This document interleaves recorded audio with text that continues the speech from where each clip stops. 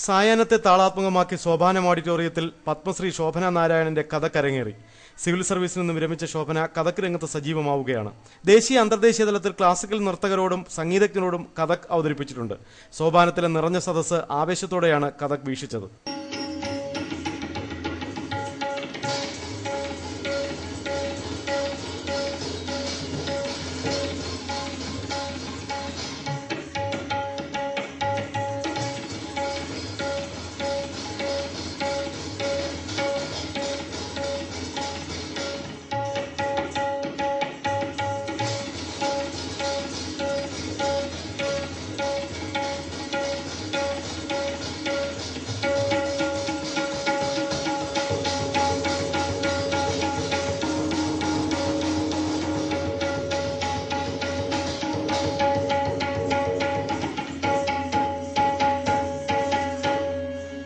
സ്പിക്മാക് കേരള ചാപ്റ്ററാണ് കൊല്ലത്ത് പരിപാടി സംഘടിപ്പിച്ചത്. യുവാക്കൾക്കിടയിൽ ഭാരതീയ ശാസ്ത്രീയ സംഗീതം, ശാസ്ത്രീയ നൃത്തം, സംസ്കാരം എന്നിവ പ്രചരിപ്പിക്കുന്നതിന് വേണ്ടിയാണ് ഇത്തരം നൃത്ത പരിപാടികൾ സംഘടിപ്പിക്കുന്നതെന്ന് സംഘാടകർ അവകാശപ്പെടുന്നു.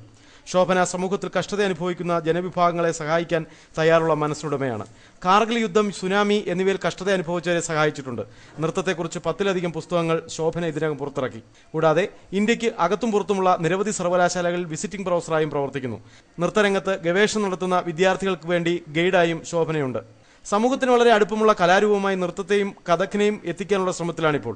സർവീസിൽ നിന്നും വിരമിച്ചതിന് ശേഷം ഈ രംഗത്ത് സജീവമാണ് ശോഭന നാരായണൻ. ന്യൂസ് ബ്യൂറോ, കൊല്ലം.